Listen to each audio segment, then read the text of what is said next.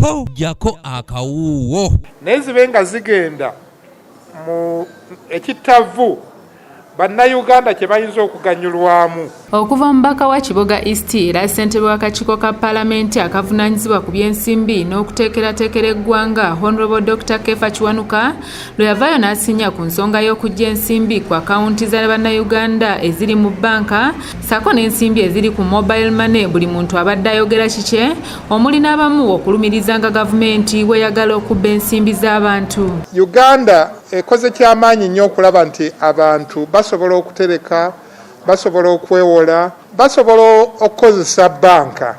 Naye waliwo ekizibu, waliwo akawunti nnyingi nga akawunti ezo tewaliwo kigenda mu maaso. Mu lukuŋŋaana lwa bannamawulire ku Paalamenti enkya ya leero ababaka abatuula ku kakiiko kano okubadde ssentebe waako Honorable Dr. Kefa Kiwanuka, omubaka omukyalo wa disitulikiti e Pakwach Honorable Jenny Pachuto ko n'omubaka wa Kashoji County Honorable Albert Tayebwa Musasizi batangazizza bannayuganda ku nsonga eno era ne babasaba obuteeraliikirira olw'ensonga nti ensimbi zaabwe zijja kubeera mu mikono mituufu nga bwe baagalira bakuzifuna singa babeera tebasusiza bbanga eriri mu tteeka erya National Payment Systems Bill erirambika ku nsonga eno. Nti omuntu ayinza okuba nga yateekayo tugamba akakadde kamu ne wayitawo kumpi emyaka ng'ebiri nga tewaliwo ssente zajjeeyo, tewaliwo ssente zataddeko. Kakati ekyo kyaleetera gavumenti okwebuuza ki ekigenda mu maaso.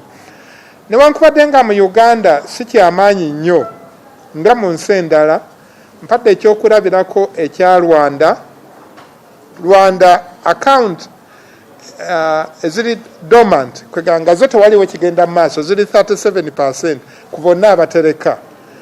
Mu Kenya yo balinga 25%,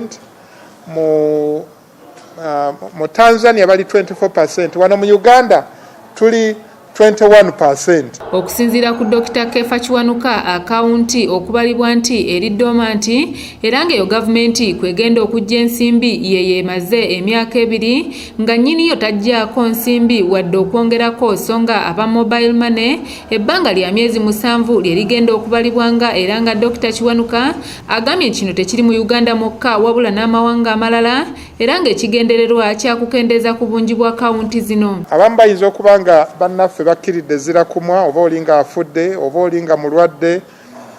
Okay, waliwo bannange abamu awana ababadde baga nti oli ayinza okuba nga baamusiba, n'abalala bayinza okuba nga baasenguka oba ne bagenda ku kyeyo Dubai, Bungereza nga tebakyawuliziganya na banka yaabwe.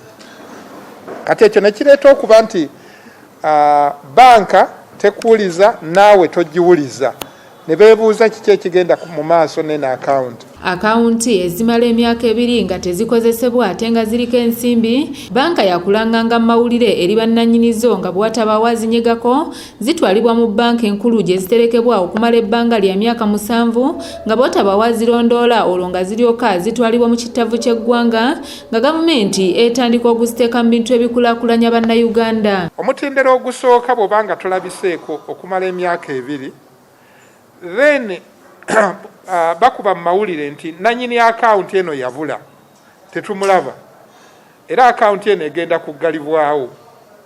Bw'oba tolabiseeko okumala emyaka 3 then sente bazitwala mu Central Bank.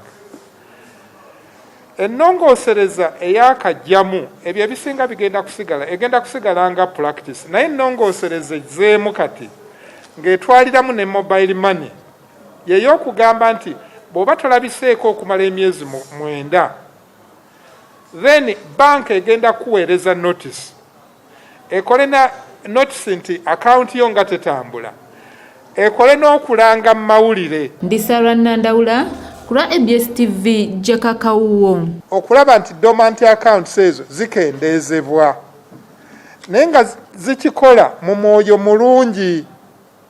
Tekirimu nti baagala bakubba ssente oba kino kyekigenderera kyabwe.